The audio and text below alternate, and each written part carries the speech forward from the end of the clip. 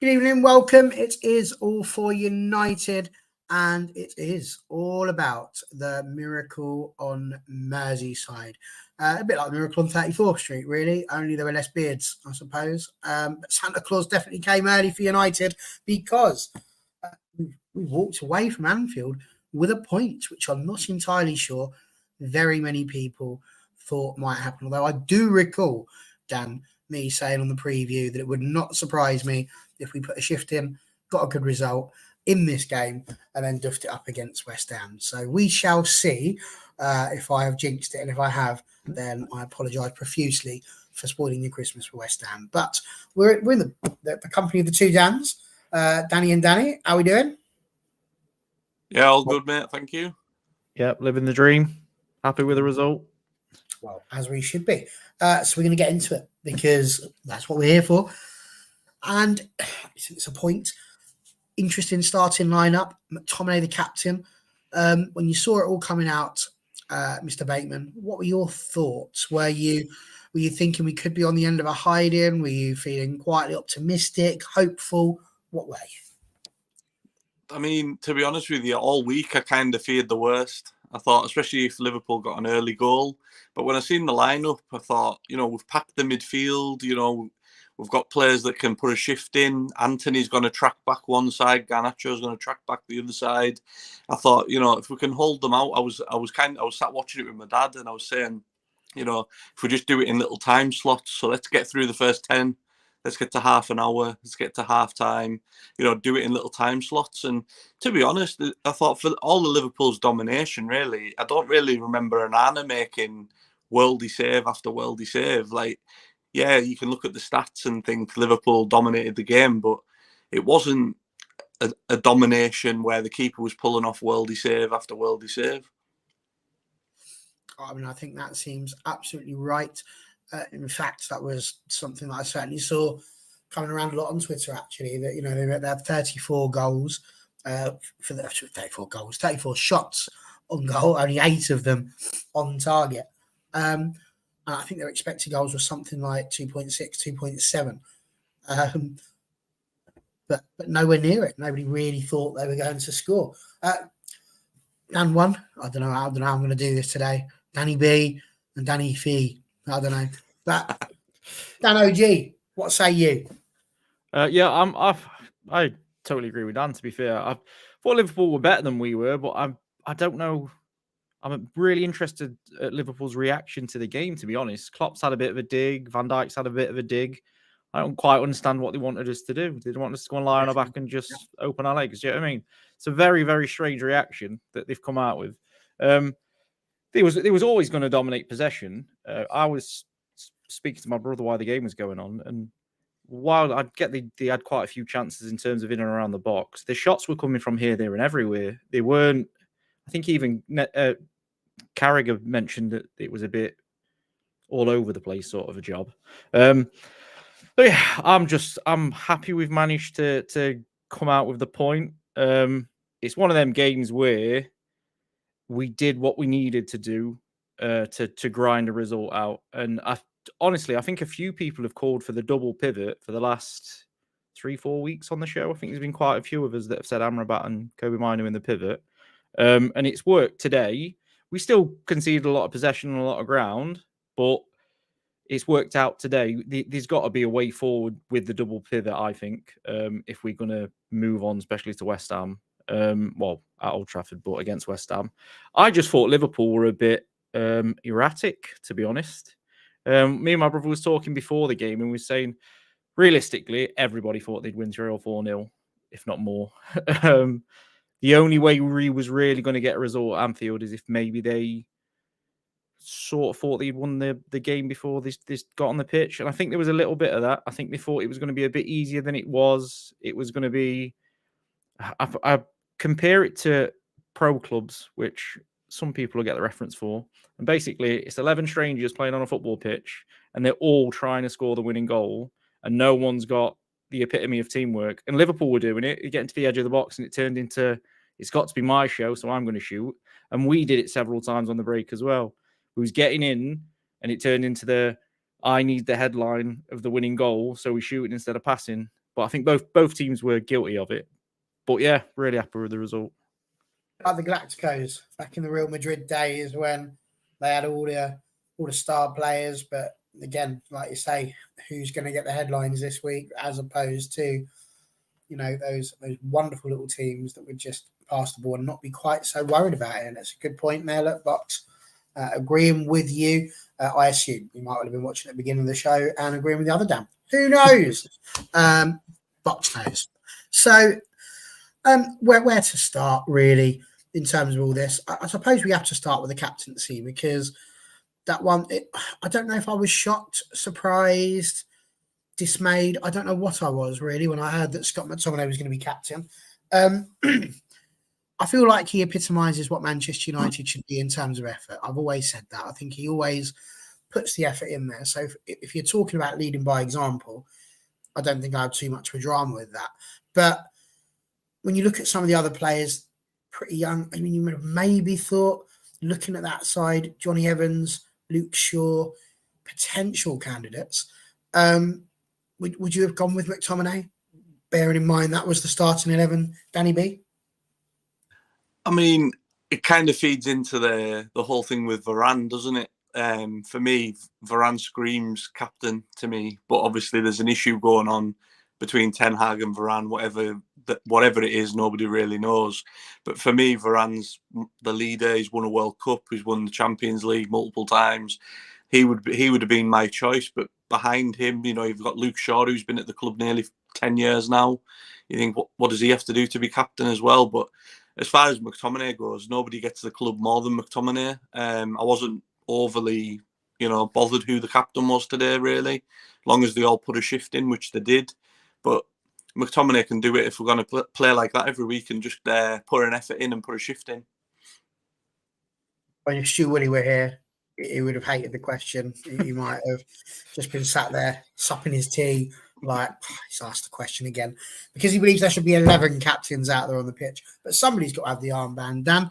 And it was Super Scott McTominay today. Do you think he fitted into the role correctly as to what a captain should be?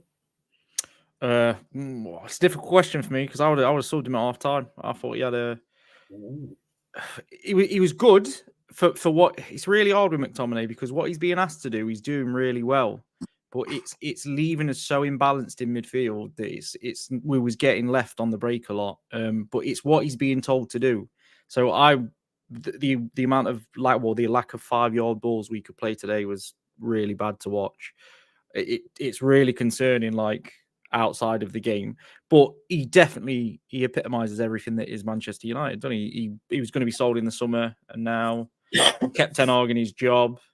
He's saved us numerous times this season. He's won us points from positions where we didn't think we'd get any points. And he, to be fair, deserves the captaincy today for me. Whether or not he's going to be the captain going forward. But you're right, it is tricky, because they put him in the 10. They put him where Bruno would usually play. And Bruno, you would argue, is perhaps he's got the creative side as well as the goal scoring. Whereas at the moment, we would probably say that Scott has just got the goal scoring. It's going to sound really mental. Someone who's going to smash out balls left, right, and the centre. Well, I made a joke the other day. I said, if I was Ten Hag, I would genuinely be tempted to play McTominay up front, because McTominay in midfield with Fernandes and a holder does not work. It just doesn't work. We've seen it don't work. And you can't play, in my opinion, people might disagree, you can't play McTominay and Fernandes together. So you either play one or the other, which honestly, if that's what we've got to do going forward, that's what we've got to do. Or you find another place for McTominay if you think he's going to score goals. For me, McTominay is the perfect player that if you're struggling a little bit after 60 minutes, you bring him on, you stick him in that advanced position, you try and get some balls in and around him, and he hopefully gets you a goal or two, which he did against Bournemouth. Yeah, no, fair points there, one and all. Box thinks Evans and Varane were rocked, so he's very happy with the defensive performance today. While John Commode says, I don't think it makes all that much difference, captaincy. He's surprised it wasn't Shaw, to be honest. being our only world-class player, Dan. Varane would have been most obvious, but Varane was effectively the leader today with his performance, and indeed he got the player of the match, I do believe, which he then dedicated to the entirety of the defence. And I'm sure we shall get on to them a little bit later on.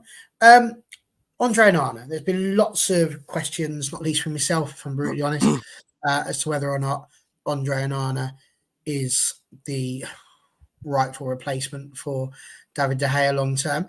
He didn't do terribly. There were some good saves, like you say, though, Danny B, nothing really too world class, nothing that you would look at in there and go, do you know what, that's an absolutely unbelievable save. And certainly some of the things that I recall there, it was a ball that he had that he then dropped, and was quite lucky that it wasn't turned in on the rebound. Did you feel confident with Andre Onana in goal, or are we in a situation where eventually we are going to have to give B&D his chance? Yeah, he worries me. Every time there's a ball in the box, I've got absolutely no confidence in him. And, you know, I back all the players. I want them all to do well. But I put a post out on X earlier, and it was he's just as bad as Taibbi. I'm old enough to remember when we signed Taibbi after we got rid of after Schmeichel left, and every time a ball come in the box, he flaps at it and he palms it away. And I think I seen on here a few weeks back where Connor was talking about it, and he was saying about when he saves shots, he pushes it into the danger area as well. He doesn't push it out of play or out for a corner. He pushes it, and he done one of them with Salah today where he just pushed it straight back into the box.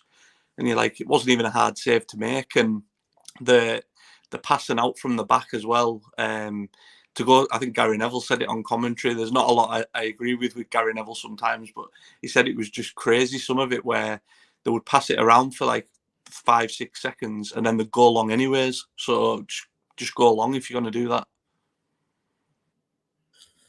It seems fair enough. Box saying that Onana play like David James at times. John Commode says Taibbi once got man of the match at Anfield. Maybe he did. I said on Thursday, was it Thursday we did the showdown? I think it was, wasn't it? Yeah. I said on Thursday that for me, Andre Onana currently is the worst goalkeeper that we've had since Massimo Taibbi in terms of the way that his confidence, for me, as a fan, I'm not at all confident at the moment with him in there. But apparently, what's Stato here, who we did ask to come on, but he's out apparently. Onana is up there for clean sheets in the Premier League this season.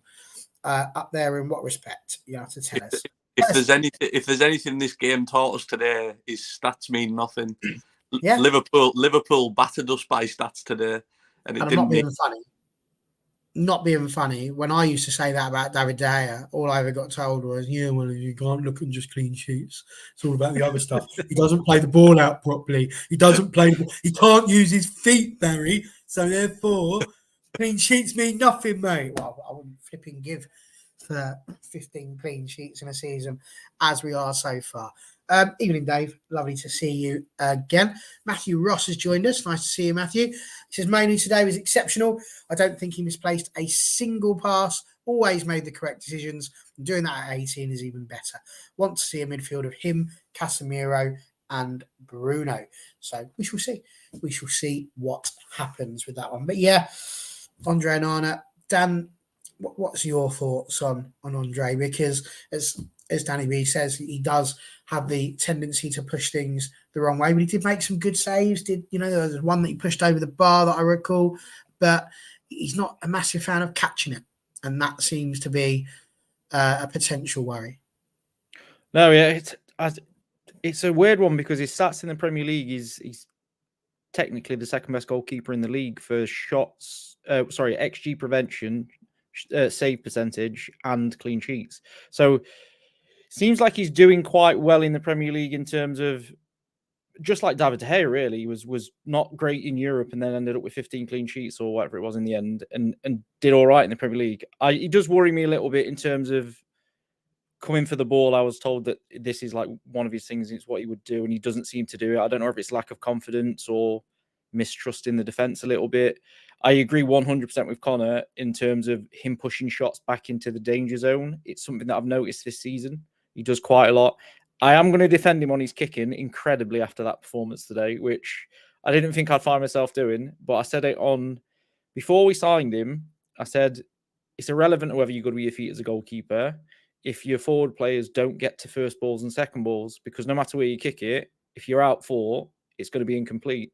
And that is, for me, is 100% what's happening. He's hitting it to Højlund, and it is going to Højlund, and he can't hold it up. He did a pass in the second half to Anthony that was incredible off the kick out of his hands, and he was one on what he was in, and he messed it up. And there was quite a few times that he hit where he should hit. A player wasn't there. Like he did it to Shaw. It was slightly in front of Shaw, which is perfect because it means that if Shaw's running onto it, it's straight into his stride and he's straight at the defence. Remember, Henderson did it for us. I think it was against Man City, and Shaw or Martial ended up scoring on the break. So I think some of the attacking players do need to take a little bit of responsibility in terms of they need to fight more for the ball, harder for the ball. And second balls is an interesting one for me, because even if you do lose the first ball, if say you was back at Inter Milan, they were winning second balls for him as well. So that is a team issue, not just a goalkeeping issue. But I am very concerned with his pushing it back into the danger zone, because that's going to cost us eventually. It's already cost us, but we will see how we go with that. Dave saying 2 matches this season Bruno's missed, last being Palace in the Carabao Cup, and today we play better without him. Always interesting to see these other points. And John Commode saying the most important stat is the scoreline. That's 6 clean sheets in the league. It's quite scary when you consider how this season seems to have gone, and the fact that what I get with that, right? 6 clean sheets in the league, but we only just above. Have we actually got a positive goal? No, -3. -3 of our goal difference with 6 clean sheets. So how's that possible? That means in 11 games we've conceded that many goals that our clean sheets have been worth absolutely naffle. So it's a wonderful little record to have there, but it's a bit pointless when you're shipping goals left, right, and centre and not scoring them. Exactly, more holes in the Titanic in that particular idea that you've got. But there we go. You mentioned Højlund, so I think he would be a good point to come to next, because both sides effectively, according to the stats, had 1 clear-cut chance each, and I would argue that it was Rasmus Højlund who had our clear-cut opportunity. He actually had 2 bites at it. Comes down right-hand side of the box. Lovely little shot, but straight into the goalkeeper's chest. Rebounds back at him. Obviously, he couldn't get to it. Hits his knee, and the chance was gone. This is the problem that we have, isn't it? Is that we've taken Rasmus, we've put him up top. We've basically said to him, "You're not ready yet, but you're going to have to just learn on the job," effectively. And so, therefore, as much as we talk about the fact that Onana's had 6 clean sheets, but our goal difference is frankly pathetic other than that, we're also in a situation where you need to be scoring the goals at the other end. And he's not the man currently who's ready for that. He's still growing into that role. And you need to be in these sort of games, the person that falls to, they've got to be like a Ruud van Nistelrooy, someone who's going to be a sniper, take it, give us the lead, and then everybody just goes back and tries their hardest to keep that ball out of the back of the net, part of the bus, whatever it is you want to call it, and try and come away with a smash and grab. But Danny B, that's not what's happened. It's obviously fallen to Rasmus. He hasn't quite managed to put it in there. It's ironic that his only goals have come in the Champions League, where you could argue that the calibre of teams are meant to be a bit better, as is the pressure a bit more. Where Onana seems to have made most of his mistakes there, having been in the Champions League final. Yet we're saying Onana's had 6 clean sheets here in the Premier League, where you would think need time to adapt because it's a different country than what he's been playing in before. And yet it's Rasmus Højlund who's struggling to put the ball in the net. Figure that one out, Danny B. It's a bit like they're cancelling each other out. Højlund turns up in the Champions League and Onana doesn't. And in the league, Onana arguably turns up and Højlund doesn't. But for me today, he had 2 chances. There was obviously the one that you mentioned there, but there was the one where Rashford got in behind as well. And I just felt like if he'd committed to that run to the near post, he could have got a toe on the end of it. And I just thought he kind of wasn't sure whether to go or not to go. I do think the goals will come for him eventually. But because we've put so much pressure on him at the moment, it's probably not the best idea. Like the best idea for him to grow as a player, being our leading man at the moment, which is why we probably needed another striker in the summer, because obviously there was talk of like Harry Kane or somebody like that, but just another striker just so he can learn off them and there's not as much pressure on him. Yeah, the current team now isn't a great climate for any of the young players to come in my opinion, because like Mainoo's doing well, but he's coming in playing alongside Amrabat and McTominay, and is that a great environment for a young lad to come into? Same with Højlund playing up front with like today. There was a couple of wasteful moments by Anthony, got in behind. If we had an end product, we could have nicked that game today. But I thought Garnacho was wasteful down one side, Anthony was wasteful down the other. I think it's like you said earlier, it's like a team problem. It's not just Rasmus. Fair enough. I mean, if I'm brutally honest with you, I think we'd be lucky if we got Candy Kane or Charlie Chaplin's Kane as opposed to Harry Kane this summer. But we shall see. Stranger things have happened. What have we had here? So John was asking Dan what the XG stats are, XG for goals conceded, and Arnold had saved us 6 last week. Dan obviously threw that back in by saying it's 8.6. Dan, could you please help me to work out how you say 0.6 of a goal? It adds up from shot. It's like where the shot was taken, the likelihood of the shot going in. He saved us 8.6 goals. Okay, there we go. And that's the answer to that question. How many does he cost us? So he's cost us in this. This is the Premier League. So in the Premier League, he saved us. He should have conceded 8.6 goals more than he has. Only Alisson's got a better record, but Alisson is the best goalkeeper in the world by an absolute distance. In the Champions League, I'd dread to look, to be honest. I bet he's probably cost us probably minus 65. Did we concede 15 in the Champions League? I reckon he was genuinely, I'm not even making this up, I bet he's at fault for probably 9 of them. Yeah. And I think that's probably being generous. So yeah, he does seem to have a completely different set of stats for each competition. It's like he couldn't cope with the Champions League. Which is bizarre because he made it to the final. It really is bizarre. And he played well in the final as well. It's almost like the brilliant Spurs collapse when they managed to reach the final and then Poch got sacked that season afterwards. It's as if they went, that's it, I've done it now, there's nothing else to play for. But there we go. Dave, still on the Bruno situation. He says that Buck, Keane and Scholes recently said Bruno is not captain. He's beginning to think they're so right. Well, who else? Answer that question for me, Dave. Can I jump in on the Bruno? Oh, hello.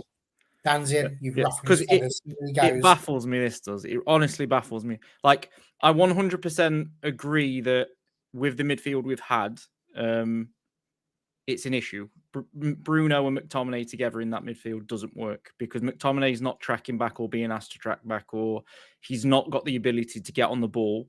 Bruno is best in number 10. We've seen the numbers that he puts up, and even now he's the most creative player in the Premier League and has been since he set foot in the Premier League.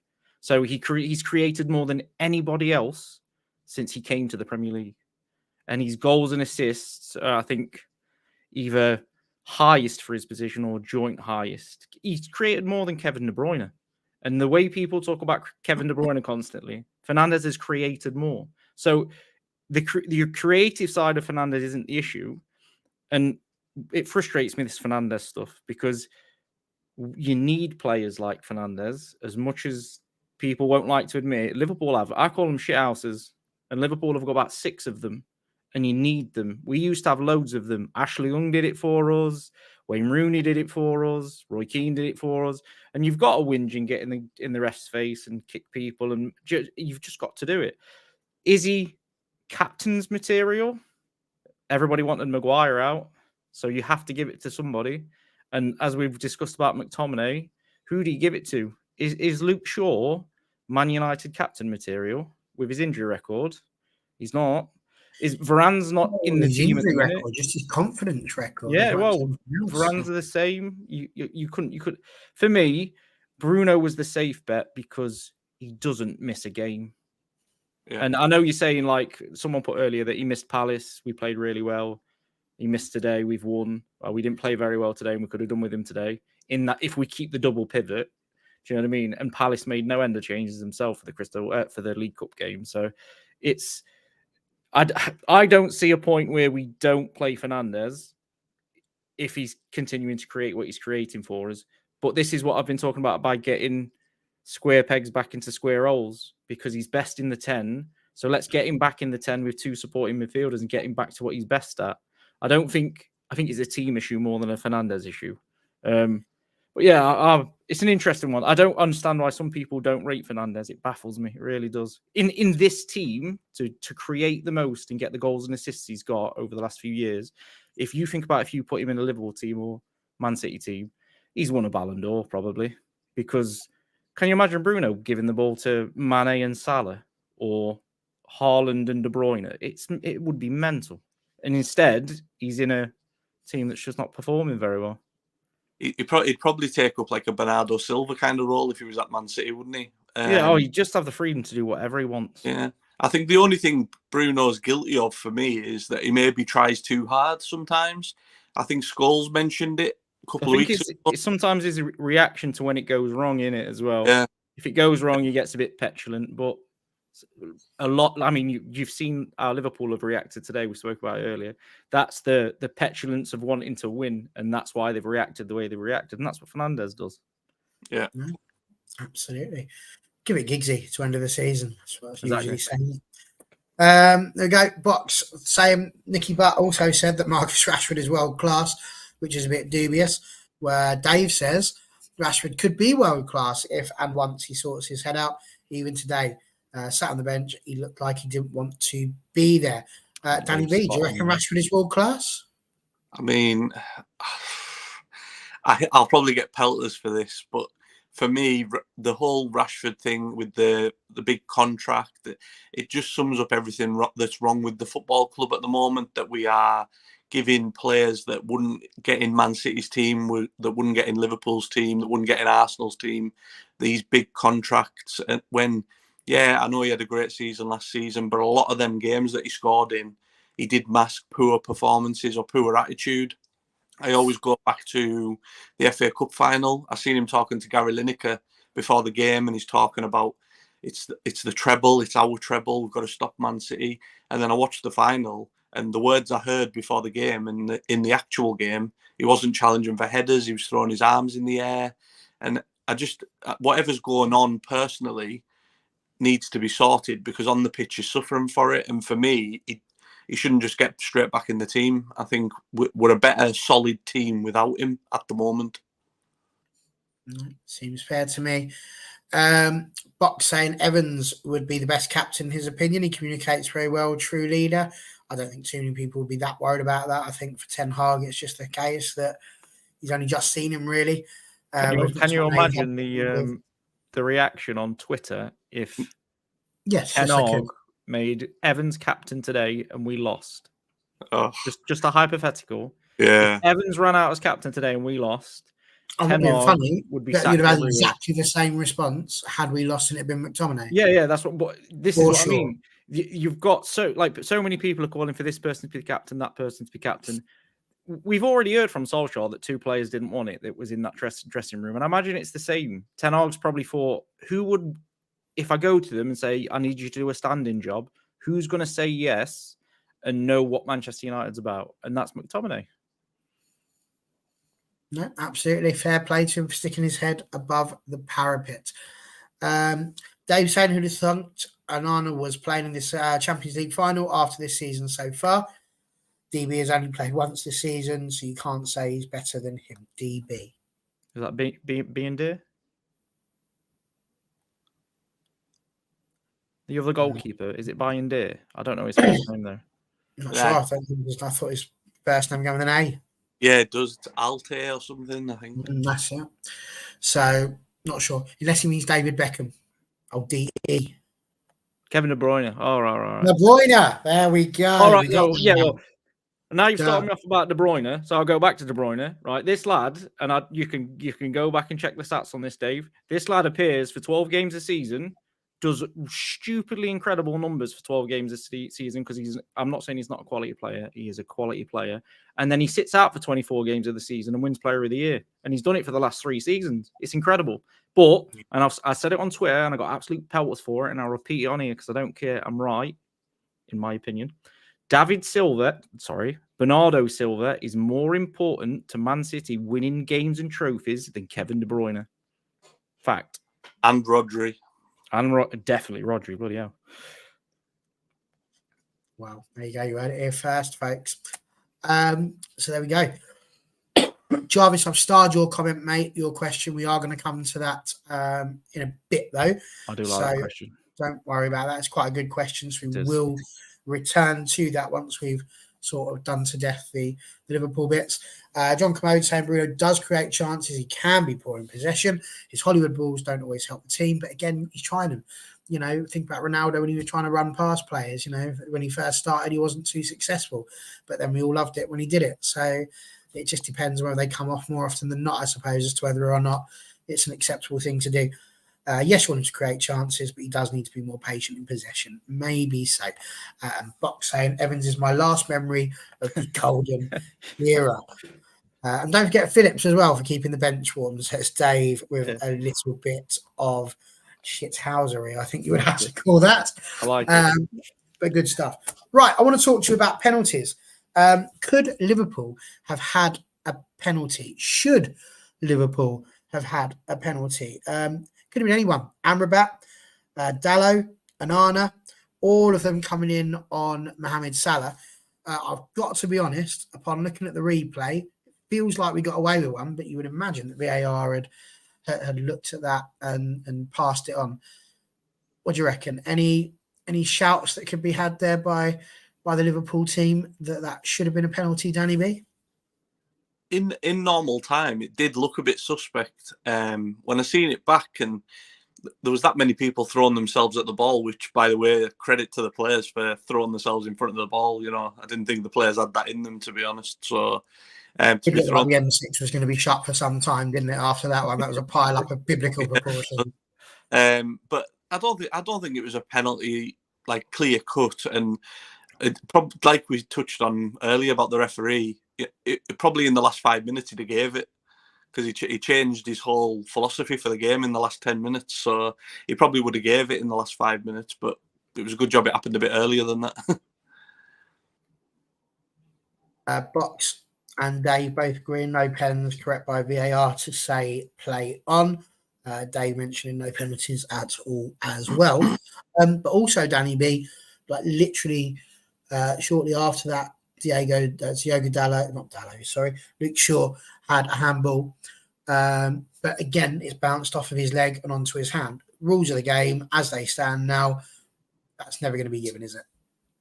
No, even in normal time, that one, you could tell it had deflected up off him. If they'd gave that, God, they'd be given 10, 11 handballs every game. No, absolutely no for me. No, I think I would have definitely agree with the second one. I've got to be honest, Dan, looking at that first one again, had that been the other way around, I think I'd be coming on here tonight going, that is a stonewall penalty, based on the fact that the ball's gone and Amrabat, I think, was the one who got the touch that took Salah off his feet. And Amrabat, I don't believe, got the ball. Your thoughts on both that and the Luke Shaw handball? I actually thought the Luke Shaw handball would be given in Europe because we've seen how consistent they are with stuff like that. Basically, if it hits your hand, it's handball. I didn't think it was handball. The first one, I think, falls under a category that we see quite often, which is normally if a striker gets the shot off and then there's a block and then they get tackled, it don't get given as a penalty. So I was quite happy that it wasn't given, just because we see it quite a lot where a striker will shoot, the keeper will save it, and then the keeper will take him out or whatever, or someone will take him out, and it's not given. I think it's one of them that if you give it, I think you're sort of looking for it more than it being clear and obvious, if that makes sense. I think there was, a bit of all of them got something on the ball in the end, to be honest. It was just, I was quite happy with it, like Dan said, because it was nice to see 3 players showing a bit of passion, trying to close down the ball. So yeah, I think on probability, it's just about right. I think it may have fallen under one of those where if he gives it, it isn't overturned, but because he didn't give it, it's not clear and obvious. Are you genuinely saying that if that was the other way around, you'd still be coming in here going, I think that was never a penalty? I'd probably be saying this that like what I've just said at the end. Like if he gives it, I don't think they're going to overturn it, because if he sees that there's enough contact to give the penalty, I don't think there's enough to say that he shouldn't have give it. But because he didn't see enough to give it, they're not telling him there's enough to overturn it to give a penalty. If that makes sense. Interesting. I should defer on that one, I think. Based on the fact it's Liverpool, I don't really care. But genuinely, I think that's the other way around. I think I'm blowing my lid. The standard of officiating again. I mean, 4 players going in on 1. I definitely would have expected that to be a penalty. But frankly, delighted that it wasn't, because it's great. John, of course, disagrees with me. We actually agreed very recently, so we're not due. A bit like Halley's comment, me and agreeing with John, it's not due again for another 25 years. So there we go. He also says worst decision in the game was Dalot's red card when you think of what Nunes did, which is what Box has also said. Harsh red card. Nunes elbowed Evans and kicked the ball away in the same motion. Could and should have been 2 yellows, which I was going to get to next anyway, which was, of course, Diogo Dalot. I don't think I've ever seen anything quite like that. We didn't get the initial pictures weren't ideal for us to see it. We saw Dalot's initial reaction. Probably wasn't the best thing, but Salah definitely did kick the ball off. So you can understand him being just a little bit hacked off at the fact that he didn't get the throw in. You can't afford to backchat to the ref in that sort of way, I suppose. And if you had, almost 90 minutes of a Manchester United against Liverpool game, I can understand from their point of view that he might have just about had enough of any petulance and such like. So I can forgive a yellow. But he does it as the yellow's sort of there. It's all in the same thing. He's still quite angry. He bends over to sort of calm himself down, at which point Michael Oliver's walked over as if to go, what are you playing at? And then gives it to him again. Like, it's almost as that yellow's up again. It feels like it was the same thing. And then he's given him that extra yellow card. And I quite agreed with Gary Neville, having watched it back. Box agrees it was our throw-in, clearly. And then he's got sent off. How did you see it? Because looking at that, for me, it's never a red card. Just give him the yellow, go back over to him and tell him any more like that and you'll be off. You don't need to go over and go, do you know what? You were still annoyed, because that's never going to happen. Like, I work in a primary school. I'd be sending kids off all over the show if I was to do it after the immediate reaction. Some year 6s, they will fright back at you straight away. They'll be like, all right, see you later. But you can't quite do that. You've got to give them a chance to calm down from the initial thing before you talk to them again. I mean, what say you, Dan? EB. Danny B. No, it was just ridiculous. Like we said before about the referee changing his philosophy on 85 minutes or whatever. Nunes, all in one motion, he elbowed Evans, which is a yellow. He kicked the ball away and he sarcastically clapped the ref as well, all in one same thing. So that's 3 yellow cards. So by that logic, the Dalot one, it's the first time I've ever seen a referee get a decision so wrong. And Dalot's rightfully furious because that throwing could have led to a goal or anything. And at what point does it become a second phase? Because to me, I know Gary Neville said it as well. It's like he's complaining, but it's all seemed to be in one specific incident. When did it become a second one to book him again? It just didn't make sense. But it's Michael Oliver, and he likes to make it all about himself. So I'm not surprised. Well, I mean, the only place you're going to get 3 yellow cards would be if it was Graham Poll, and that's going back some. So Danny B will get that. Field's probably sitting there going, "Who?" No, I can remember it. Oh, you on Graham Poll? Yeah, I can remember it. Just checking. Good old English refs at it again. Been going on for a long time. Man from Tring. But there we go. We'll come to you in a second there, Dan. Dave says, How I saw it was he got the first yellow for his drop of not getting the throw in, then the second for throwing his arms for that card, so he got 2 yellows and then a red. I think that's generally how we're all seeing it, because at this point, Michael Oliver, he doesn't immediately produce the yellow though. So he does the strop, like you say, the yellow comes out immediately, at which point he's like, oh, for God's sake, same thing. And then he's just sort of bent over as the referee's walking over. And there is a good 10 seconds between that second part of the strop and the other yellow. If he's genuinely going to send him off for having that strop, you would imagine he's put that other yellow up as he's walking across. Why wait 10 seconds when he's clearly a lot calmer and looking over at him to then brandish the yellow as if it's in some sort of magician's flourish? Ah, off you shall go, dear boy. Avast. It's like, what is he doing? And for me, that's why I don't think you can really, again, this ref's inconsistency. And as you say, you look at what Nunes has done, it's barely getting a mention. Like, it's hard. It's not really been mentioned much. It's not, it's nowhere to be seen on the highlights or anything like that. There's no conversation. But interesting to see what Match of the Day 2 does with it tonight, as to whether or not there's going to be this balance, or whether or not it's just going to be, oh, look, United with a player sent off and that just gets blown over and brushed over. And if it is, then I think these people that are talking about an anti-United agenda might have something on that. Jarvis saying a good referee will read the game better and understand it was a heat of the moment reaction. It was not the time to go by the book. Like, I'd still argue it's just one dissent. It's like not that, it doesn't do that terrible. I don't know. You'd have to read the rest reports where if he heard something said that was particularly bad. But again, not ideal. First drop was Riley stood on the touchline and walked over to the corner penalty. When I see it, I know what you're saying, but watch it back and you'll see what I'm saying, which is that he's doing that as the yellow card's there, but it's all still part of the same emotion. And this is what you've got to understand, that football is a human game.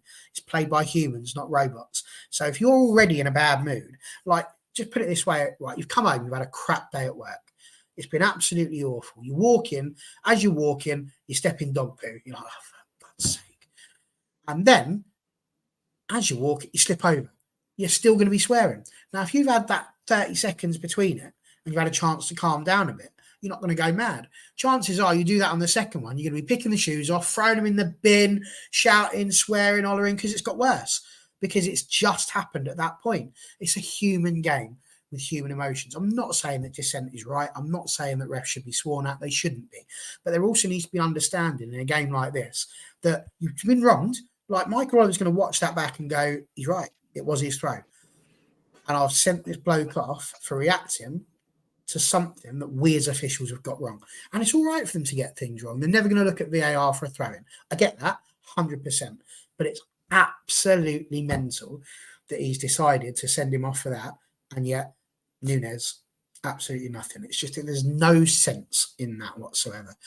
And he didn't give Nunes 3 yellows for elbow boot, ball away, and then clap. No, he didn't give him anything. That's the whole point. Simon Davis says, good point, end of story for me, gentlemen. Excellent. John Commode, Mike Oliver just wanted to give something to make a game of it. I'm convinced his decisions are based on the situation of the game. He said it before. Let's make a game of it. It's blatant cheating. Dave saying, I know what you mean. I've seen players throw a strop, then clap the ref for the booking, but they've never got the 2 yellows and a red. And Jarvis, I would love to put that up on the screen. There we go. Why not? I didn't say it. If you can read, it's there. And if you can't, then you'll have to watch it, won't you, to see it. And if you was on 150 grand a week, would you behave yourself? I'd like to think I would. Yeah, but who knows? Dan, what did you see? What did you make of it? And how annoyed are you? My frustration started about the 85th minute, even before the Dalot incident and the other incidents. It genuinely, I had no issues, and I was messaging my brother through the game, chatting about stuff that was happening in the game, etc. And I had no issues whatsoever. If we went on to lose that game, I didn't think he had the ref did all right. He used common sense with the Nunes situation. You don't want to see players getting sent off in incidents like that. Just get your captain to have a word, tell him to calm down, keep it 11v11. So he's used his common sense in the first half, but then didn't apply it to the Dalot situation, which makes very little consistency. But around the 85th minute, something changed. Hannibal came on the pitch and something in that referee snapped, and he went, right, I'm going to don my Liverpool shirt for the next 10 minutes, and we're going to give it a right good go to get the win here, because some of the decisions in them final 10 minutes, I was raging. And I was so settled with, if we lost here, do you know what? We've played poorly. The referees had a good game. There's been no incidents there's been no like major issues. But going into every little 50-50 you have to Liverpool, there was a tackle by Hannibal and there's no foul, and the ball breaks to Pellistri and he's in 1-on-1 and he gives a foul. Then there's a tackle, Endo kicks through the back of Hannibal, and then Hannibal grabs his shirt as he's falling and he gives them a free kick, gives Liverpool the free kick after Hannibal's been kicked. And I was just like, what is going off? And then Rashford gets the ball, gets a booking and a free kick given against him. And then that led to the Dalot incident, where I understand what Dave's saying, but I think the point I'm taking from it is he's only just got the yellow card in the ear as Dalot's done the second swipe. It's literally just hit the sky as he's through his arm, and it was too quick from the first yellow being up to then give the second yellow. We saw an incident with, I want to say, Martinelli from Arsenal, where he committed a foul and then he ran 20 yards down the pitch and did another foul. And I don't know whether it's the same referee, but he booked him twice for it and sent him off. And I can remember there was a bit of uproar then. It's just my issue, because I missed the red card because I was too busy throwing a strop that he'd give the throw-in to Liverpool. So he just, them last 10 minutes, it's like the pressure cooker that is Anfield had gotten to him and he just couldn't handle it. And I would say the same with Dalot, to be honest. I think the pressure's got to him because he knows how important it is having the throw-in in the corner for us with 30 seconds to go, and he just didn't want it to slip away off a silly decision. Now, I thought the referee got it wrong. I thought he should have used some common sense. Maybe when Dalot threw the second strop, get captain over, say, look, he's on his very last warning. There's a minute to go. Don't get yourself sent off for something stupid. Get on with the game sort of job, and then just go past it. But no, I thought them last 10 minutes, he went a bit dodgy. The question I will ask, because I know Simon's a City fan, is how would Simon explain to a Man United crowd that Haaland, again, a horrendous decision by the referees to blow the whistle the other week, how can Haaland be in a referee's face like that? And we've all heard the audio, we've all seen the video, and not even get a booking, but Dalot's been sent off for waving his arms around twice like a child. The inconsistency is madness. Absolute belter of a question. And that's all we're asking. We're asking for consistency in it all. So, and I think every fan wants the same. So we're irrelevant whether you support Liverpool, City, whoever. They all want, right, it's consistent. If you kick the ball away, clap at the referee, and you've been booked for the tackle, you're off. And that applies to everybody, not just, we saw it again today, breakaway fouls. There's one right at the end, and it gets me every time. Gomez just trips Pellistri on the sideline, just runs past him and trips him. The clearest yellow card, didn't get anything, nothing. But then Amrabat and Mainu got booked pretty much straight away in the first half for a breakaway foul. And it's the consistency. Well, Jarvis agrees with you. Great point on Haaland. And is it a 1-match or 3-match ban? I mean, it's 2 yellows, so you'd imagine it's that's one, a 1. Yeah. That's the only thing. But then, to be fair, there's some fans that would say, well, we're not going to miss Dalot that much because they'd want Wan-Bissaka instead. So you just depends what side of the fence. To fancy him, though. Yeah. Who knows? Depends what side of the fence you sit on, as I say. Right, we're nearly done on the Liverpool stuff, so we're nearly going to get to Jarvis's question. And Simon, your one there about the refs as well. Hello, here we go. What's Jarvis said about that? The ref didn't give Haaland a yellow because he knew he messed up, but this is where Michael Oliver's arrogance comes to play. But again, it's still a mess up, isn't it? Like, they've given the wrong decision. Yeah. And like I say, he's got to go home tonight. And if he's got anything about him, he will sit and watch that. And Dan's absolutely right. From the moment that yellow card is given to the moment he gives the red, Dalot does nothing. Absolutely nothing. That's what I'm saying. His hands are on his knees. He's looking at the ground, and you can see he's just trying to calm himself down because he knows he's just had a yellow, so he can't afford to carry on. And that's why, like you said, it was too quick. He's done him for something that's happened as it's on there. And yeah, think it's a bit rubbish. Bring in the orange card and let's have a disco, says Simon Davis. But there we go. So, Simon, we will get to your question in just a second about the inconsistency. No, we'll do that now because it sticks on it. Why do you all feel that these mad inconsistencies are rising more and more regarding officials? Danny B, can you explain why it is? Because, I mean, officiating has always been relatively poor because it's always been based on, human eyes, effectively, and what they see.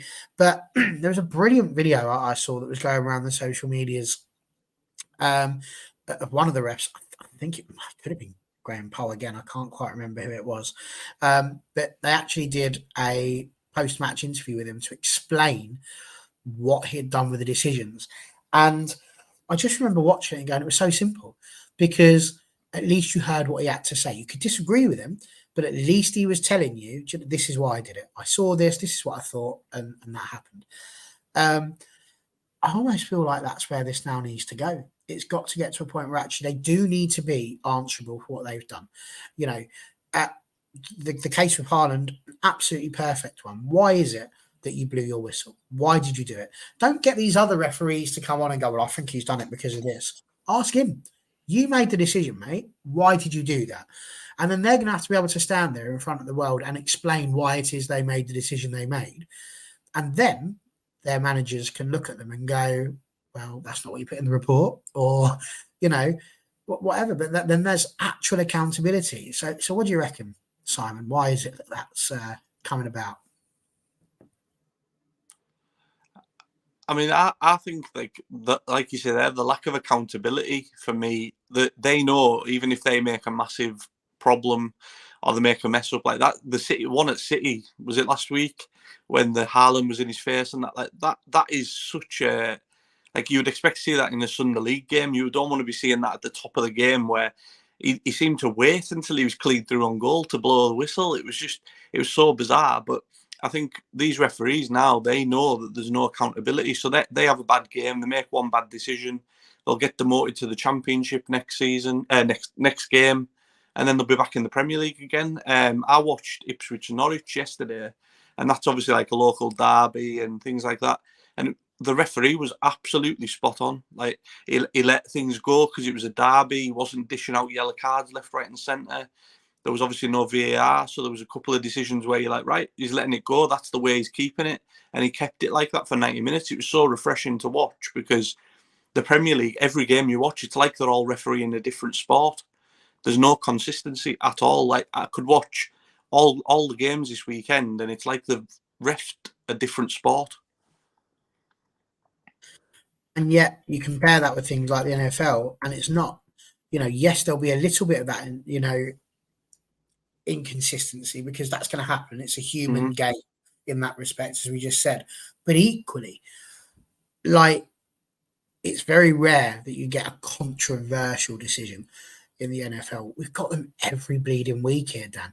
And something does have to be done. But can you explain it? Can you explain why it is? Lots of people saying VAR.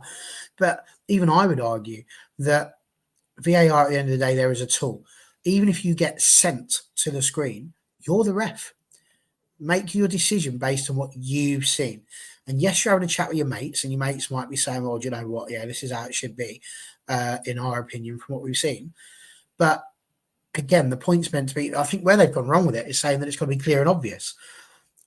Because again, how do you find clear and obvious? That's a bit like trying to decide whether or not it's a deliberate handball. Like, you can't, because clear and obvious is dependent on where you are on your scale of clear and obvious. Look at what we've done here today, talking about the penalty for Liverpool. One of you said it's in real time it looked like a penalty. When it slowed down, it wasn't. Another one of you went, oh, do you know what? I don't think at any point that was. And then there's me sitting there going, if that's the other way around, for me it's a Stonewall penalty. So 3 disagreements there, but none of us are the ref. It's that person's one that matters. So why is it they've just seemed to have lost their spines? Why have the refs turned from vertebrates into invertebrates then? I genuinely think, and I don't blame VAR, because VAR it's nothing to do with VAR. It's the people in charge of the systems and the people in charge of the players. There's a massive issue, and I don't know whether you saw the Edison decision over the weekend. He cleans a player out. He's 1-on-1. So there are no players between Edison and the goal when he cleans out the striker, it's outside the box. Every single letter of the law points that it has to be a red card, because denial of a goal scoring opportunity is not in. It's not double jeopardy because he's not in the box. So he gets yellowed, and everybody said it's a red, etc. Some people have said it's a yellow. Some of it's tribalism from fans. Some of it's they genuinely don't think it is. Ultimately, the problem the referees have got is if they make a decision and they're sent to that screen, they're not brave enough to change that decision. Because it's the respected colleagues telling them this, that, and the other. But now, and I've noticed it a few weeks, I think they're waiting to make decisions. So they're seeing something that's quite clear, and they go in, I'm going to wait, and I'm going to see whether VAR tells me that I need to have a look at it again. And that's a problem, because then you're relying on the game to be re-refed instead of just going. I think that's happened. They've kind of done that with the offside, really, haven't they? Like where they've said, keep your flag down. And it works with offsides because you're either offside or you're not, whether we like it or not, whether it's a toenail or whether it's an entire head. It's not subjective. It is what it is. When you draw the lines are drawn. It is what it is. Perhaps they are doing that when it comes to the actual, play of the referee as well. And for me, the only answer to this is for them not to give an opinion. Just to not give an opinion, unless it is a blatantly obvious thing like the ball went out, or it's something that they need to do on a screen. Then they should just go, it's all lined up for you, you watch it. And yes, there'd be more stops, but at least then it's them watching, and then they make the decision. Nobody else is in their ear. Nobody's going, well, actually, if that was me, I would be doing this. Keep their mind clear and let them make the decision, because then at least it's still all them. If they go to it, look at it and go, God, you know what, actually, I've changed my mind. Fair enough. That's what it's there for. When you've got somebody inching you towards it, going, oh, we think you better take a look at this one. Like you just said, all of a sudden, do they have the stones to turn around and go, no, I disagree? Yeah. My issue with it as well is I don't know who these people are.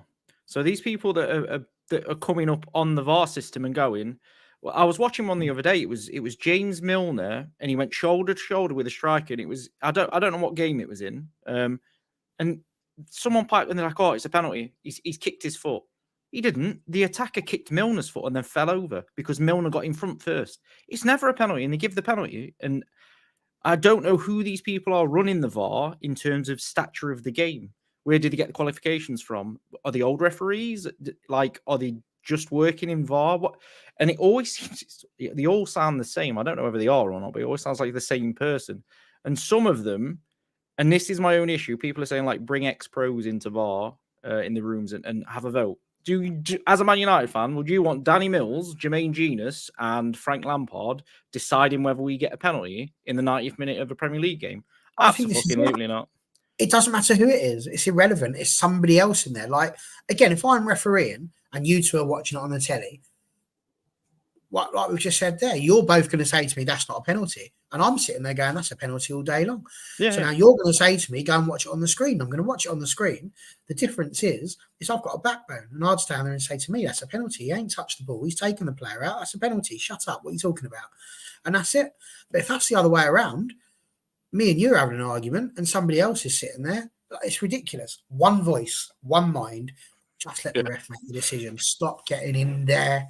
Grill is what I would say on that one. Right, last bit on the Liverpool game before we get to Jarvis's question. You briefly alluded to it, Dan, a minute ago.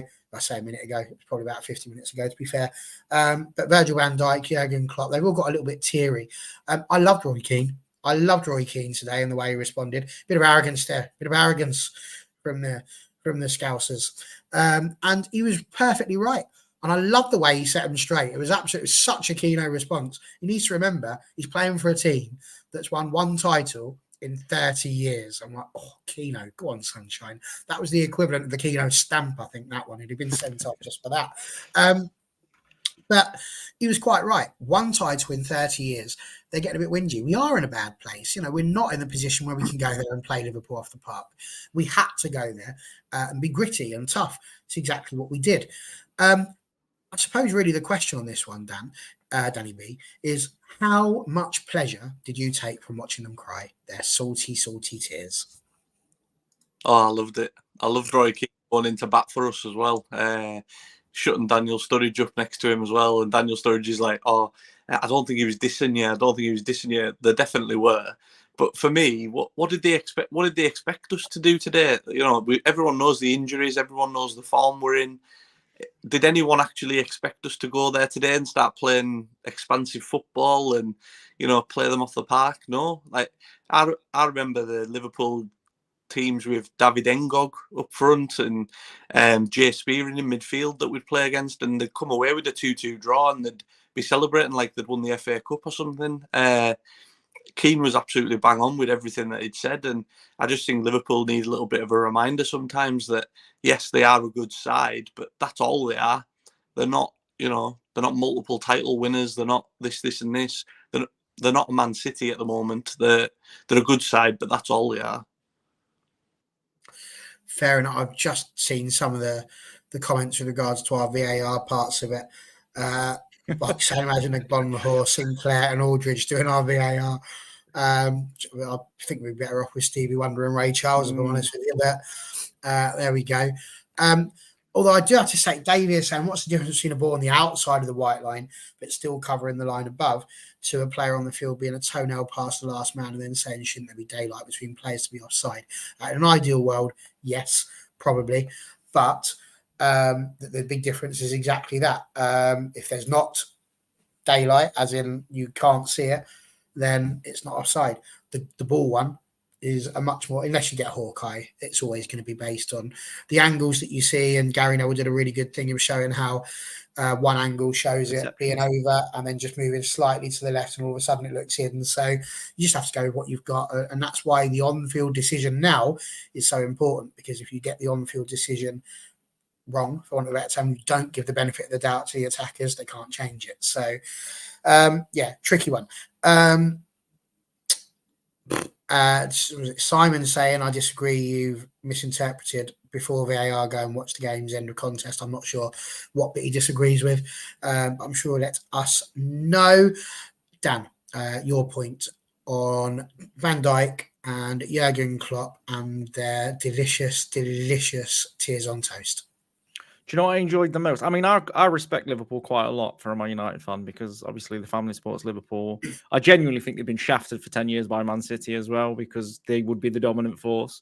But I find it interesting because Klopp before the game was very much talking up Man United, saying that it's not going to be an easy nut to crack. It's not going to be as easy as everybody thinks. They've got good players, even though they're missing players for injury. They could still turn up. And then we've gone there and we've turned up to not get beat. And then he's had a grumble that, well, I've never seen us dominate Manchester United like this before. Beat us 7-0 7 months ago. So I don't know what he's on. So he must not have watched that game then.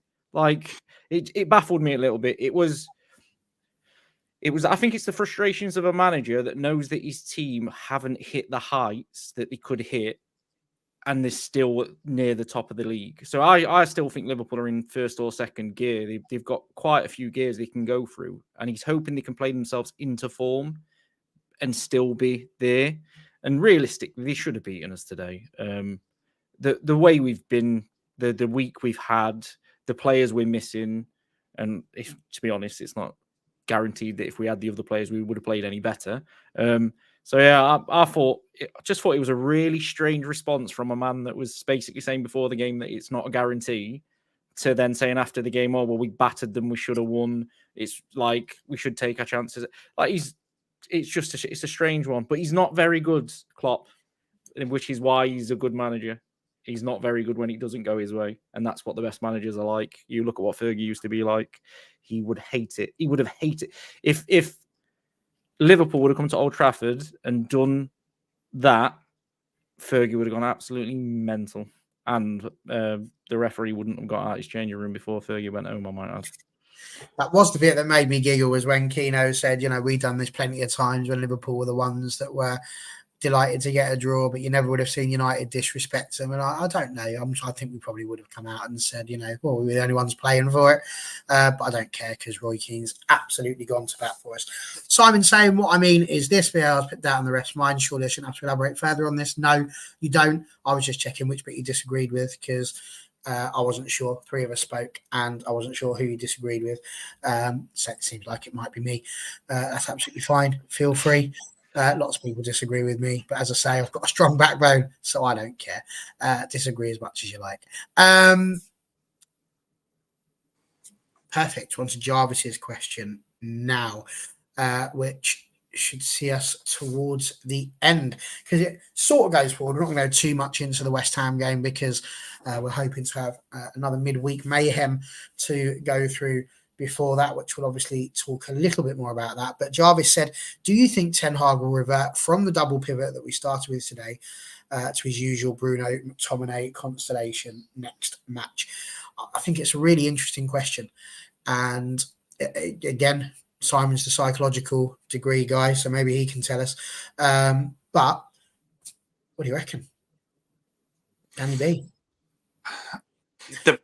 Depends if Mainu's fit enough to play another 90 minutes, I would say, as to who's going to start. For me, I didn't think Amrabat had the best game today either. I thought he was exposed quite a lot in midfield, and he done some good things, but he was also the one that I think they targeted. But for me, especially West Ham, and then we've got the Villa game and games like tough games like that, I do think we need probably 2 holding midfielders. So I'd be tempted, like we touched on earlier, that you can't have Bruno and McTominay. You need one or the other. And for me, it would obviously be Bruno. But I don't see him dropping McTominay, if that makes sense. Again, it's a really interesting one. Just a brief interlude. Simon saying it wasn't me actually, so in which case I've just turned into the manager now that just protects his players and takes the blame. So what a guy I am. Dan, what would you do? Is it Bruno McTominay? Is Mainu coming in again? We've got a whole week until this game, so what a delicious time that'll be to have 7 days between a game. Well, if I read it right, we've only got 2 games in January as well, so we shouldn't be worried about burnout on any player. We should have lots of people back. Yeah, we should be able to really put out the best team that we've got. I hope he doesn't go back to the single pivot. It doesn't work. The players aren't good enough tactically for it to be a single pivot. There needs to be lots and lots and lots of work on the training ground, which maybe we'll get to do in January. I hope that it's one or the other. It's got to be Fernandes or McTominay. And honestly, I know I was defending Fernandes earlier, but if he lined up with McTominay over Fernandes, I'd back him because he's got to do something different because it's not working. So you've got to you can't just keep repeating the same thing and then being surprised at the same result, if that makes sense. You've got to do something different. I said to my brother leading up to this game, if I think I said it on the last show as well, if he started a single pivot, I think my head would have exploded. If he would have done a single pivot today, I would have absolutely lost it with him because it would have just been mayhem. So, I mean, West Ham have won. Did West Ham win today 3-0 as well? Yeah. That Kudos looks like some player. So I think double pivot. Kobe Minu for me was a man leading boys today in the other 2. And it shouldn't be that way. An 18-year-old shouldn't be your best player on the ball.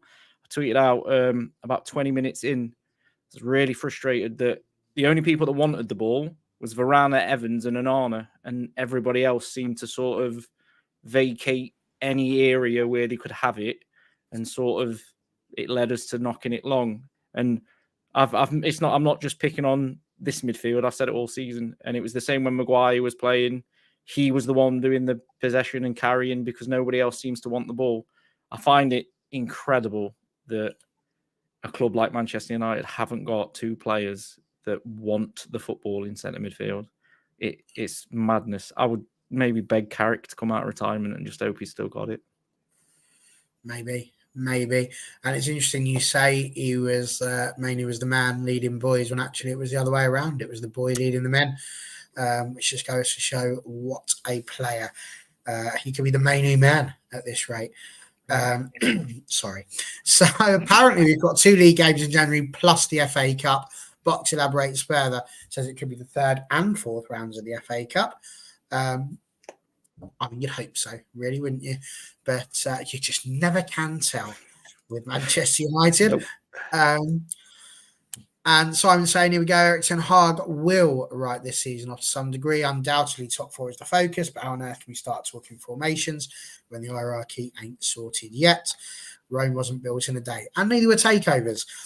This must be the longest takeover since the Roman Empire, if I'm brutally honest. You could have built Rome. God. I mean, I'm wondering if I'm going to see this in my lifetime. Like, It's we madness. talk about Halley's Comet taking a long time to come around. This is like trying to land on the moon. It's not happened for 40 or 50 years since it Next week. Yeah, it'll be always next week. Next always week. next week. Next week. And the week after that, would you believe it? Yeah, the Sheikh's back. It's next week. Especially when it's not a full takeover either. Imagine if it was a full 100% Right. takeover. Next decade. Like, what is holding it up? I don't know. But there we go. Maybe one day. Maybe we'll actually have a little bit of something to celebrate with the hierarchy soon. I think we're pretty much done, boys. Player of the match. Do either of you want to throw out a potential player of the match for the game today? Varane for me. But pretty much any of the back four, really, for me, could have got it. Yeah, I agree. I thought Varane was absolutely excellent. I think it pushes my calling for Maguire and Varane to play. It was really interesting, actually, because Varane played on the left and Evans on the right, and I thought it would be the other way around when I saw the lineup. But no, I thought Varane was really, really good. I'm just a little bit worried about just the defense in general going forward, to be honest, because it's just no one's ever fit. So it seems to be chopping and changing. So it's an interesting one. I was going to say as well, the Onana situation gets interesting then in January because it looks like he might only miss 3 games. So if I'm buying dear, I would be pretty pissed off this season, to be honest. He should have had a lot more starts than he has. Yeah, definitely. It'll be very interesting to see if he can come in and steal the shirt. Box, he would have gone with Shaw. Dave would have gone with Shaw. Box said Everan's a great partnership. Very nice. Sounds a bit like water.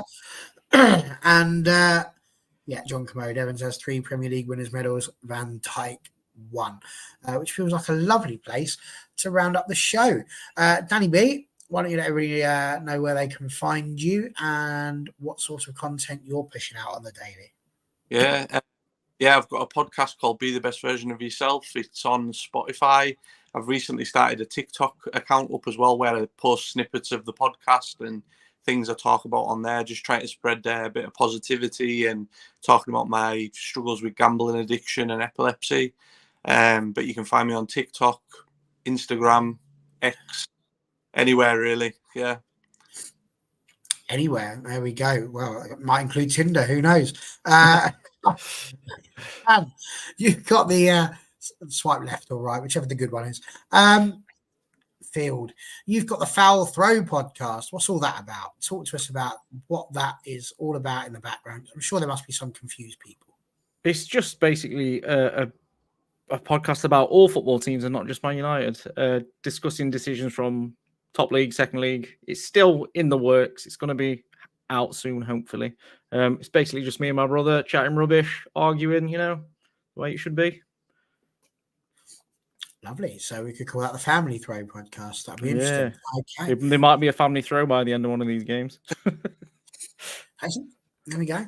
That's that then. Brilliant. And of course, if you want to see more of me, I'll be on tomorrow night, I think, unless Connor's sacked me since my previous misdemeanors over on the Women's Channel, where we will be discussing, again, Manchester United versus Liverpool, where in an absolutely gobsmacking result, the ladies were 1-0 up before conceding an own goal and then conceding again to mean that we lost 2-1, which was really frustrating considering Arsenal had lost to Spurs, thanks to good old Martha Thomas. So from our point of view, not the most ideal. A few disgruntled fans, I think. So it'll be very interesting to see what we're doing tomorrow over on WFC. So do come and join us, 7 o'clock. It's nice and early. So come along and watch. Like I say, we will be back for a midweek show.